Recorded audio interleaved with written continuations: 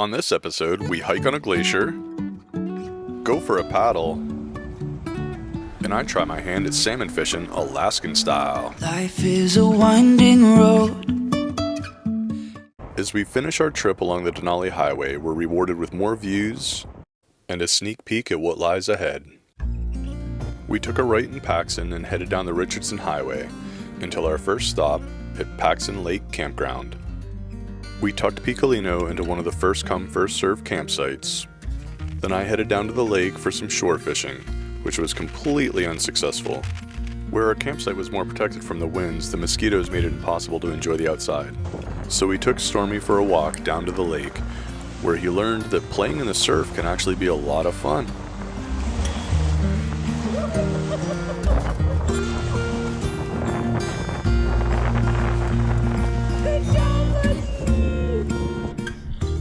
With a good shake and a bit of wind blow drying, he was good to go. This is one of the few mornings we've had. We're out for a walk at Paxson Lake, and the mosquitoes, despite Kelly's swatting, this is about the least they've been. There's a few, but since Denali, I guess. About a week. Yeah, so we're enjoying being out and about this morning. Come on, Stormy. Gonna head on a little further, see if we can find some salmon fishing on the way south, and then head towards McCarthy. I think so. Or that's the plan, point from which to deviate. Lately, everything's been set in the sand at low tide because things rapidly change up here each day. Yeah, it's all about the weather and the conditions and yeah. how much we haven't been doing anything because of mosquitoes or being in Denali and Stormy couldn't hike with us or anything. So Need to go find some fun. yeah, McCarthy's the place, I think. So we kept on heading south towards Wrangell-St. National Park and Preserve. The Richardson Highway was spotted with beautiful lakes as we headed towards Chitina. In Chitina, we got on the McCarthy Road, which at times is just a single lane carved in the mountain. As we crossed the Copper River, we noticed local Alaskans doing what they call dip netting, which is basically using a large net to scoop the salmon out of the river as they swim upriver to spawn. Although this is something that as outsiders we're not able to do, it was cool to watch it. On the far side of the river, we pulled into Copper River Campground. It's a bit of a unorganized campground, but we found a spot just for the next 2 nights while we go check out McCarthy. We walked Stormy down by the river that was busy with fishermen and eagles picking the remains off the filleted salmon. The next morning, we noted the caution on McCarthy Road and headed up. We seem to find ourselves on all of the unmaintained roads in Alaska. But I guess you gotta... A lot of the roads are unmaintained in Alaska. True, but some of the really rough ones take you to really cool places. To be fair. To be fair. To be fair. This morning we are headed out to McCarthy and Kennicott. We're going to try to do the Root Glacier trail, explore the 2 towns a little bit, up very early, out before 6 a.m. to try to grab the first shuttle. So it's a pedestrian bridge we'll show you. To get into McCarthy, there's no personal vehicles allowed, so it's all shuttle service. Hoping to grab the first shuttle. Whoop, we'll drop off. First shuttle to Kennicott. We'll see. The road so far, pretty rough, and it's supposed to only get worse. A little blinding with the sun coming up, but always an adventure. On a road this rough, it gives pause when you see you're coming up to an old bridge, but then you just grin and bear it and head across. And maybe you see a friend on the other side.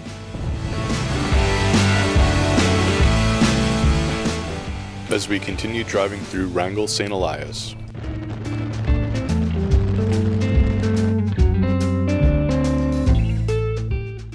Then we passed a stark reminder that this road should not be traveled by the faint of heart. We were all happy to get to the end, nobody more so than Stormy. On the far side of the Kennicott River, we waited for the shuttle to take us to McCarthy. Waiting for the shuttle to take us to Kennicott. It's a little 40-minute stop in McCarthy. Stormy rode the shuttle to Kennicott like an old pro, despite the fact that it was standing room only. Funny story, the shuttle bus driver was chatting with us, and somehow we got around to being from Maine. Turns out he is too. Not only that, but he had a house And his boat. in Belfast, in the harbor. Same place we keep our boat. Same place we keep ours. He just sold his house like a year or two ago. So super, super small world. Crazy. Kennicott Mine was designated as a National Historic Landmark in 1986. This mill town and its mines are an extraordinary relic from America's past. Approximately 300 people worked in the mill town and another 200 to 300 in the mines. From 1911 to 1938, this operation mined and processed nearly $200 million worth of copper. As ongoing restoration takes place, it seems a lot of the wood was being stored in the Kennicott power plant. We're on our way to the Root Glacier. See you there.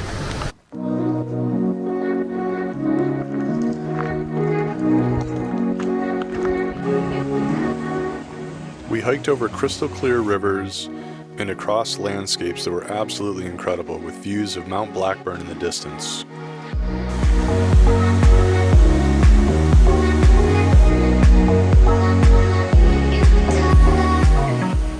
Stormy and I were the first to walk the plank.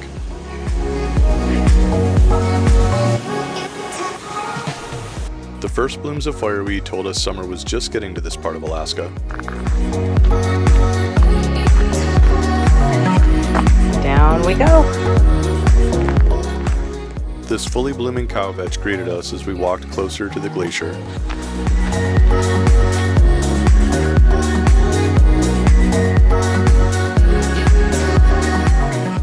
When we finally made it to the edge of the ice, it was time to don our really cool footwear. Everybody put on crampons, except for Stormy. Are you on a glacier?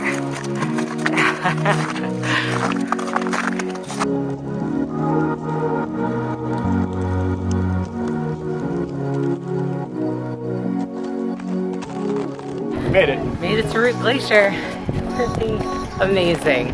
Kind of dirty right now, but hopefully we'll get beyond that. Stormy thought it reminded him of the lake back home, but hillier. Who's a glacier dog? Aww.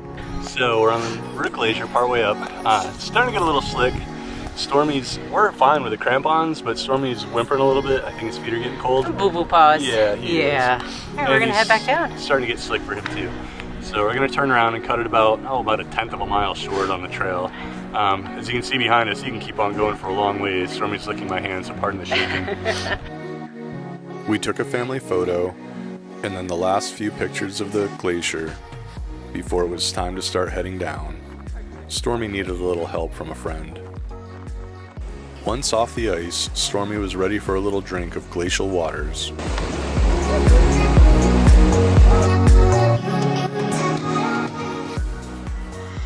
So the little ants along the ice, those are people. That's where we just were.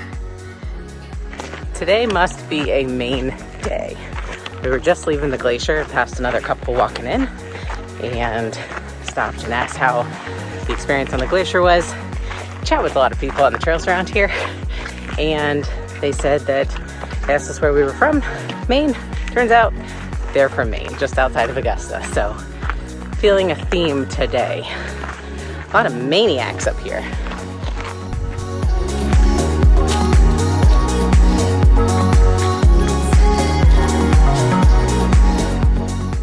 After taking one last look around, we were back in Kennicott.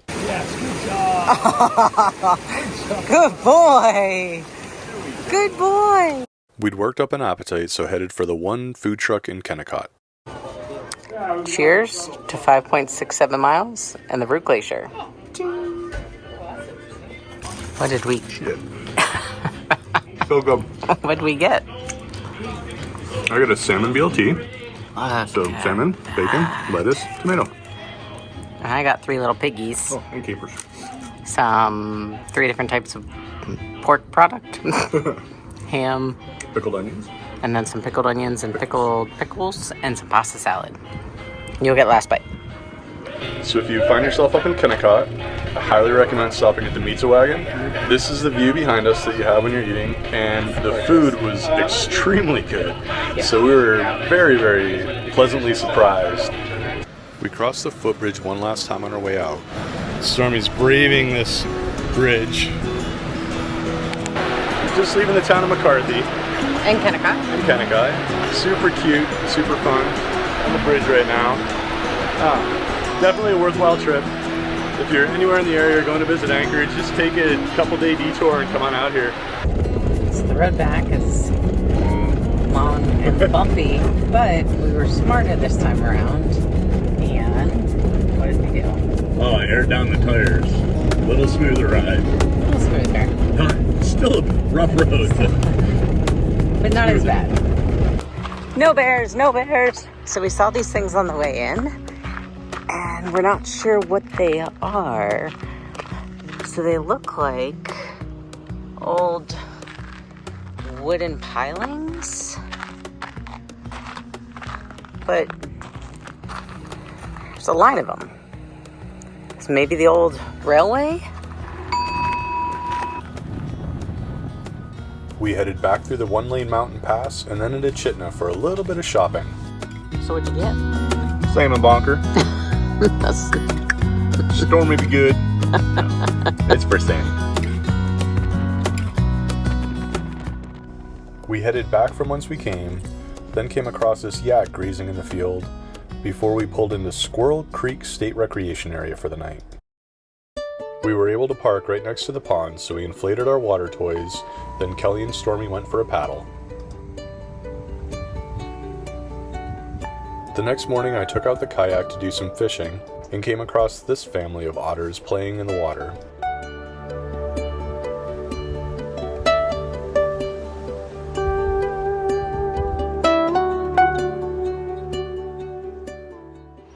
Having had good luck with a rainbow trout, the next day we headed to King for a Day Campground to try my luck with salmon. Apparently these juvenile eagles had some good luck picking some scraps. Along the Klutina River, the fireweed and foxtail barley were blooming, the bees were pollinating, and the fisher people were fishing. That night we enjoyed a special dinner. So here you have it. I went fishing yesterday morning, and today we have trout. at Squirrel Creek, the lake where I paddled. So it's not exactly fresh, it's yesterday morning. So we've got a couple smokehouse maple and red pepper and onion, and then, because Jason got 5 of them, Yeah, the one was from the previous day. Stormy gets his own. Are you having trout for dinner? Yes, ma'am. Stormy, what are you getting for dinner? Trout, Daddy got me trout. It's like a tennis match.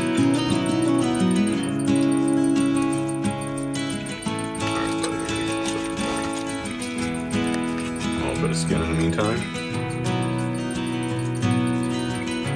That's good for you, bud. The next day was a beautiful one, so I donned my extra tufts and headed out fishing. After getting some pointers from a neighbor, it was time for me to try flossing for the first time. Flossing is a technique that involves attempting to swing your leader through the drift to allow the leader to enter the open mouth of a salmon attempting to swim upstream. The flosser will then notice a difference in line movement or feel the fish and attempt to set the hook on the unsuspecting fish. Since sockeye or reds as they're known up here don't eat while they're traveling upstream, this is the only way to catch them. And catch them I did. Luckily, somebody else was there to show me how to fillet them since this was my first salmon. I finally caught a sockeye flossing. I forgot to get a picture of the fish, but here's my butcher job of the fillets. Look at that beautiful red meat. Hey, Stormy, what did Daddy get? What is it? Yeah. Is that dinner? Okay, good job, Papa! Thank you. With that mission accomplished, it was time to head on to the next. Life is a winding road, We'll see you in Valdez. no telling where it goes.